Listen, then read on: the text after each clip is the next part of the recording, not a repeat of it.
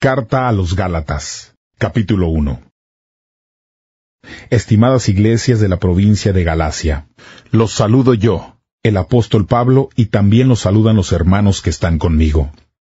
No fui nombrado ni enviado como apóstol por ningún ser humano, sino por Jesucristo y por Dios Padre, quien resucitó a Jesús de la muerte. Pido a Dios que disfruten siempre del generoso amor y la paz de Dios nuestro Padre y del Señor Jesucristo. Jesús entregó su vida para librarnos de nuestros pecados, según el deseo de Dios nuestro Padre, para rescatarnos de esta época de maldad en que vivimos. Que se honre a Dios por toda la eternidad. Así sea. El verdadero mensaje de salvación. Me parece increíble que ustedes tan pronto le estén dando la espalda a Dios, quien los llamó a través del generoso amor de Cristo.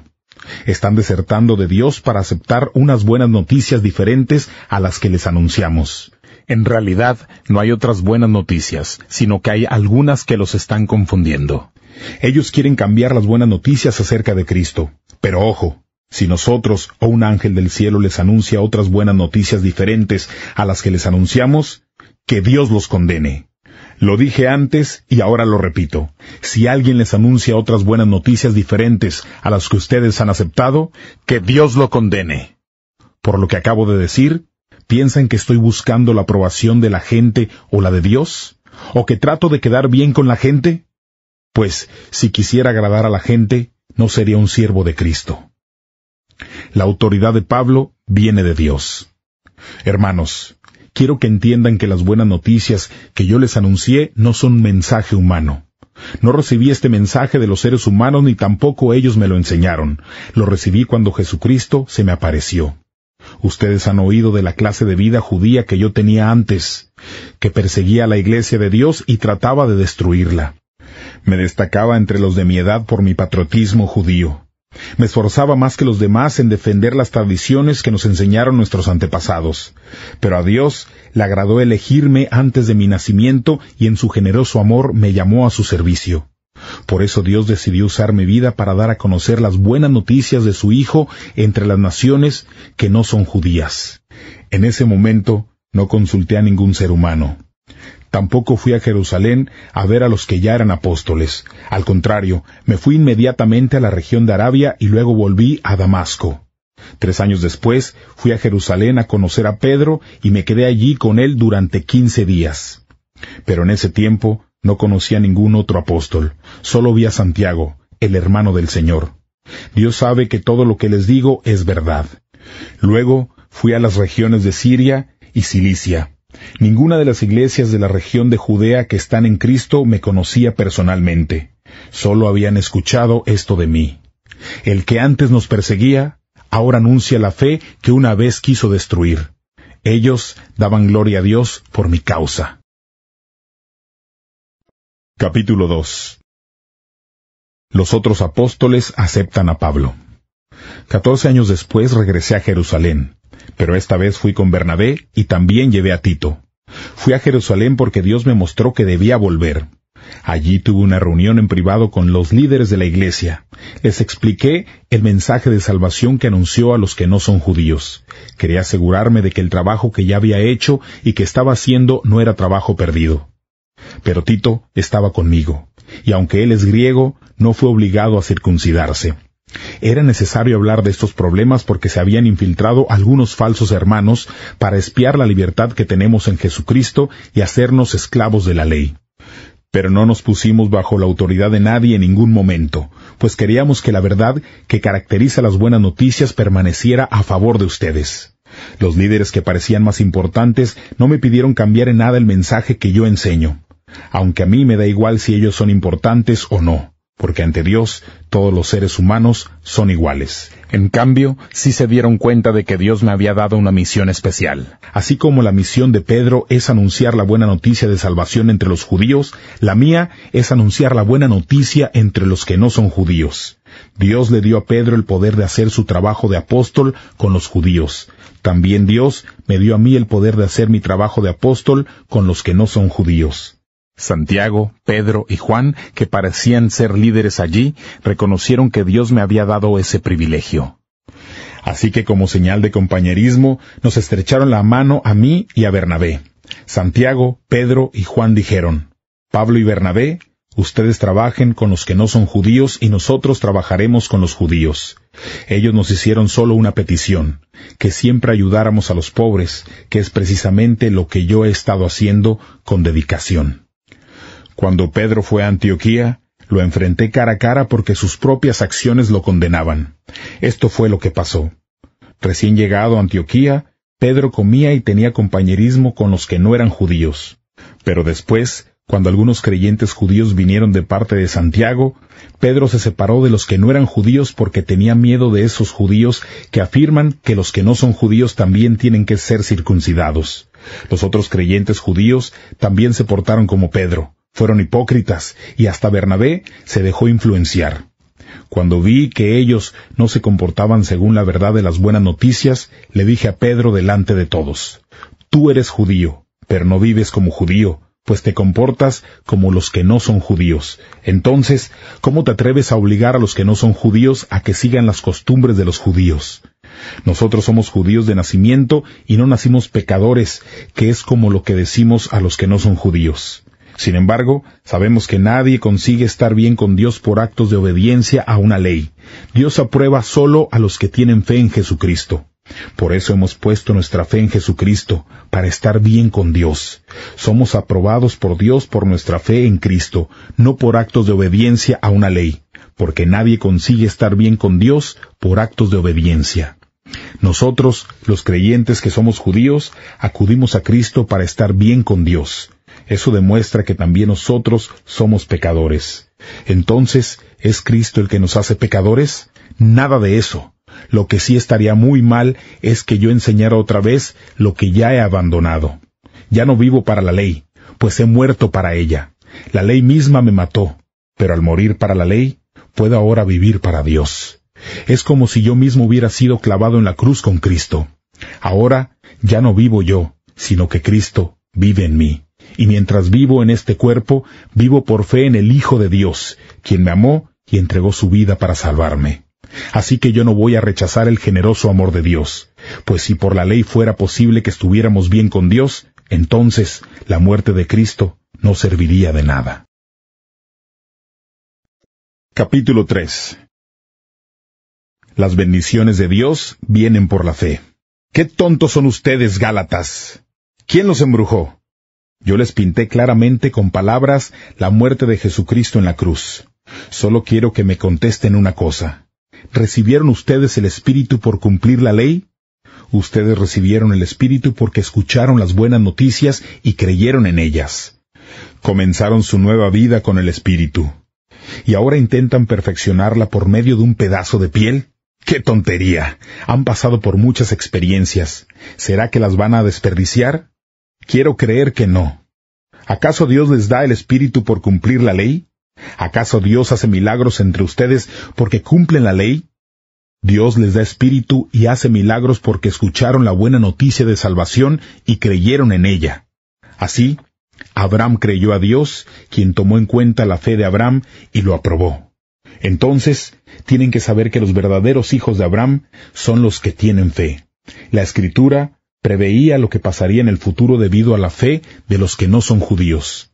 Dios los aprobaría y le dio a Abraham esta buena noticia. Todas las naciones serán bendecidas por medio de ti. Esto significa que todos los que tienen fe compartirán la misma bendición que recibió Abraham por haber creído. Los que se preocupan por solo cumplir la ley están bajo maldición, porque está escrito: uno debe hacer todo lo que dice la ley, y si no obedece siempre la ley, estará bajo maldición. Entonces es claro que nadie logra ser aprobado por Dios a través de la ley, porque el aprobado por Dios, por la fe, vivirá. La ley no se basa en la fe, por el contrario, la persona que practica la ley obtiene vida gracias al mandamiento. Cristo pagó para librarnos de la maldición de la ley y aceptó estar bajo maldición en lugar de nosotros. La Escritura dice: «Maldito todo aquel cuyo cuerpo es colgado en un madero». Cristo hizo eso para que las bendiciones que recibió Abraham llegaran a las demás naciones. Las bendiciones vienen a través de Jesucristo para que por medio de la fe recibamos el Espíritu que Dios prometió. La ley y la promesa. Hermanos, les voy a dar un ejemplo de la vida diaria. Imagínense que alguien hace un pacto. Una vez que ese pacto es oficial, nadie puede agregarle ni cambiarle nada, ni mucho menos ignorarlo. Dios les hizo promesas a Abraham y a su descendencia. No dice, y a tus descendencias, refiriéndose a muchas, sino que dice, y a tu descendencia, refiriéndose a una familia unida, la de Cristo. Lo que estoy diciendo es que el pacto que Dios hizo con Abraham fue oficial mucho antes de que llegara la ley. La ley llegó 430 años después. Por eso la ley no pudo anular el pacto ni cambiar las promesas de Dios. Las bendiciones que Dios nos prometió no las podemos recibir por obedecer la ley. Si fuera así, ya no sería una promesa de Dios, pero la verdad es que Dios entregó gratuitamente sus bendiciones a Abraham por medio de una promesa. Entonces, ¿para qué se hizo la ley?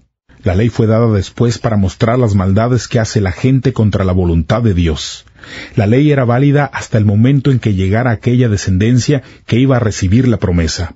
Los ángeles le dieron la ley a Moisés, quien sirvió de mediador. Sin embargo, la obra de Moisés como mediador no resultó en una sola familia, aunque Dios es uno solo. El propósito de la ley de Moisés. ¿Significa esto que la ley se opone a las promesas de Dios? Claro que no. Dios nunca dio una ley que pudiera dar nueva vida al mundo. Si fuera así, podríamos estar aprobados por cumplir la ley. Pero la Escritura encierra a todo el mundo bajo el poder del pecado, para que los que creen puedan recibir por la fe en Jesucristo la nueva vida que Dios prometió. Antes de llegar a esta fe, la ley nos custodiaba como a prisioneros. No tuvimos libertad sino hasta que la fe fue revelada. Por eso, la ley era nuestro guardián hasta que llegó Cristo. El resultado es que estamos aprobados a través de la fe. Ahora que ha llegado la fe, ya no necesitamos que la ley sea nuestro guardián. Todos ustedes son hijos de Dios por la fe en Jesucristo, porque ustedes fueron bautizados en Cristo y ahora están revestidos de Él. Todos son uno en Jesucristo. No importa si son judíos o no, esclavos o libres, hombres o mujeres. Entonces, si ustedes pertenecen a Cristo, también son la descendencia de Abraham. Si son la descendencia de Abraham, también son herederos de la promesa que Dios le hizo a él. Capítulo 4. Lo que quiero decir es que mientras el heredero es niño, es como si fuera un esclavo, aunque sea el dueño de todo.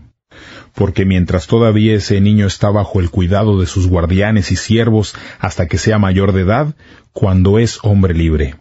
Lo mismo sucede con nosotros. Cuando éramos niños, éramos esclavos de las reglas elementales de este mundo. Pero cuando llegó el momento oportuno, Dios nos mandó a su Hijo, que nació de una mujer y vivió bajo la ley. Así, lo hizo Dios para poder comprar nuestra libertad de la ley y adoptarnos como sus hijos. Ustedes son hijos de Dios, y por lo tanto, Él puso el Espíritu de su Hijo en nosotros, y ese Espíritu grita, «¡Querido Padre!». Entonces, ya no eres esclavo sino hijo, y por ser hijo, Dios te ha hecho su heredero. Pablo ama a los creyentes de Galacia.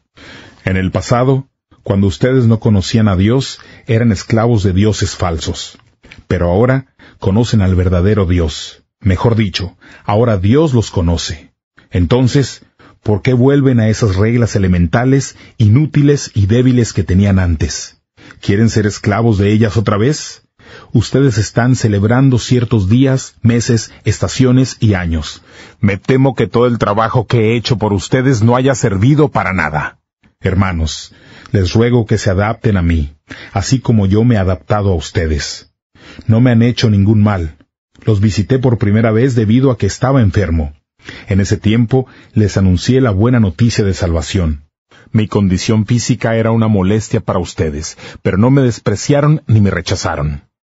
Al contrario, me recibieron como si yo fuera un ángel de Dios, como si yo fuera Jesucristo mismo. En ese momento estaban muy felices. ¿Dónde está esa alegría ahora? Yo soy testigo de que hasta se habrían sacado los ojos para dármelos si hubiera sido posible. ¿Acaso me he convertido en su enemigo por decirles la verdad? Esa gente está haciendo todo lo posible por caerles bien, pero no tiene buenas intenciones. Quieren apartarlos de nosotros y que los sigan a ellos y a nadie más. Es bueno que la gente se interese por ustedes, si su interés tiene buenas intenciones. Y es bueno que el interés exista todo el tiempo, no solo cuando estoy con ustedes.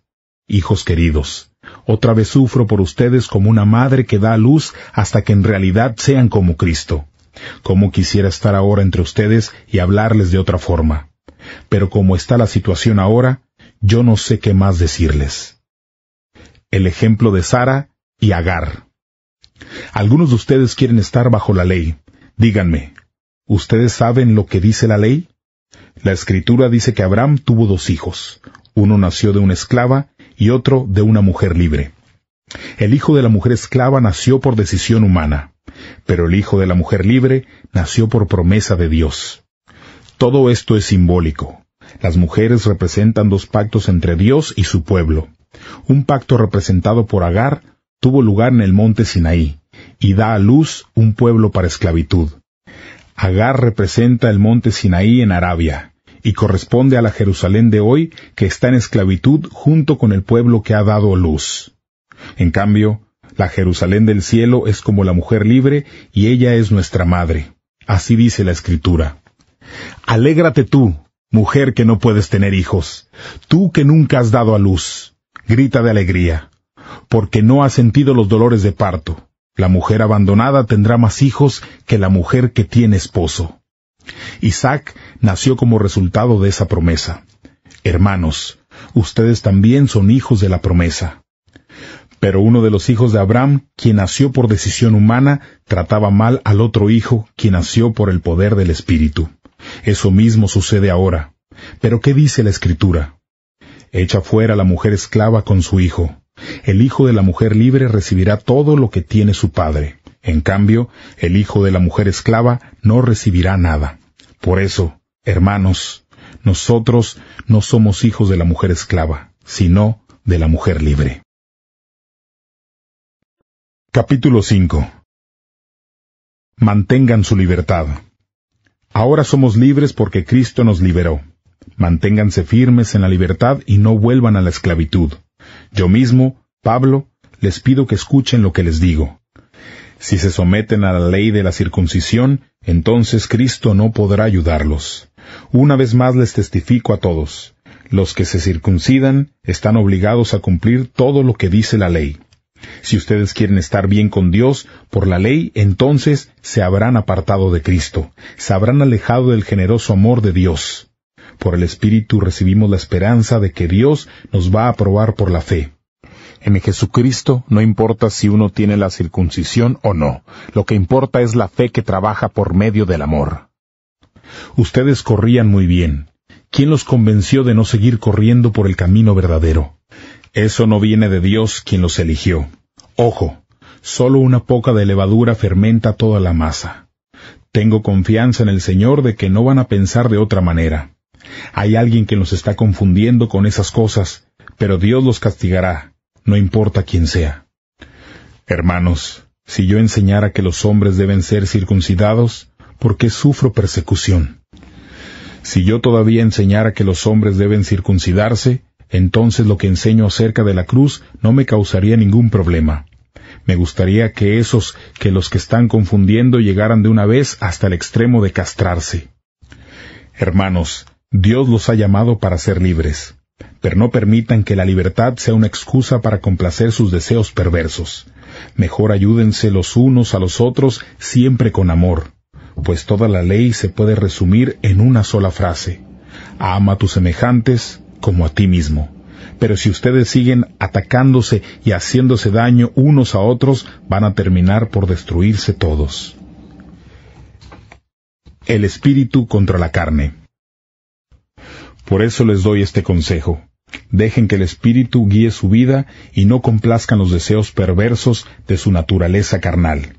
Nuestra naturaleza carnal desea lo que está en contra del espíritu y el espíritu desea lo que está en contra de la naturaleza carnal. Los dos se oponen. Por eso resulta que ustedes no están haciendo lo que realmente quieren. Pero si se dejan guiar por el espíritu, quedan libres de la ley.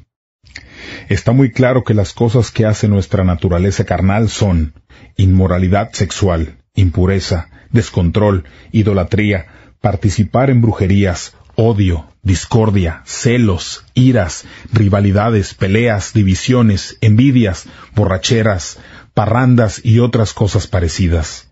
Ya les advertí contra eso y ahora les vuelvo a decir lo mismo, que todos los que hacen eso no tendrán parte en el reino de Dios.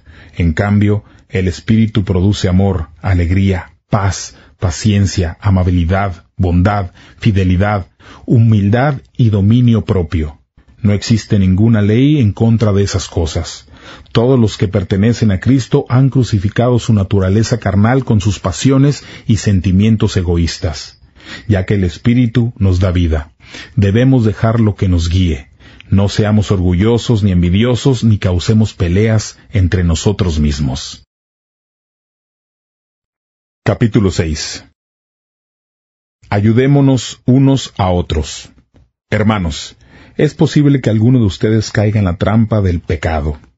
Ustedes, que son guiados por el Espíritu, acérquense a Él y ayúdenle a corregir su error. Pero ojo, háganlo con humildad, pues ustedes también pueden caer en tentación. Ayúdense cuando se encuentren en problemas, pues así estarán cumpliendo la ley de Cristo. Si alguno se cree muy importante cuando en realidad no lo es, se está engañando a sí mismo. Cada uno debe evaluar sus propios actos y estar satisfecho de sus logros sin compararse con los demás. Que cada uno cumpla sus propias responsabilidades. El que está aprendiendo el mensaje de Dios debe compartir lo que tiene con el que le está enseñando. No se engañen ustedes mismos, porque de Dios no se burla nadie. Uno cosecha lo que siembra. Quienes siembran únicamente para complacerse a sí mismos, solo cosecharán de ello la destrucción. Pero el que siembra para agradar al Espíritu, cosechará la vida eterna. No debemos cansarnos de hacer el bien. Si no nos rendimos, tendremos una buena cosecha en el momento apropiado.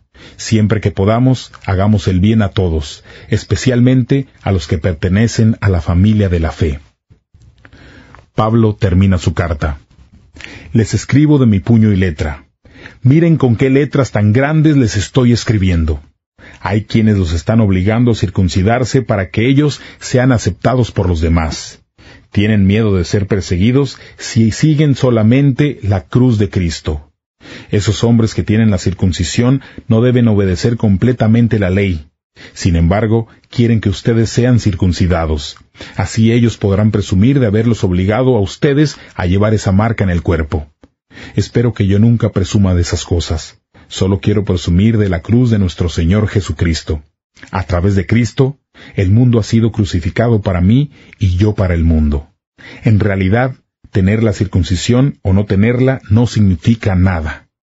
Lo que de verdad importa es la nueva creación que Dios está haciendo. Que la paz y la compasión de Dios estén con todos los que ajustan su vida a esta norma y con todo el pueblo de Dios.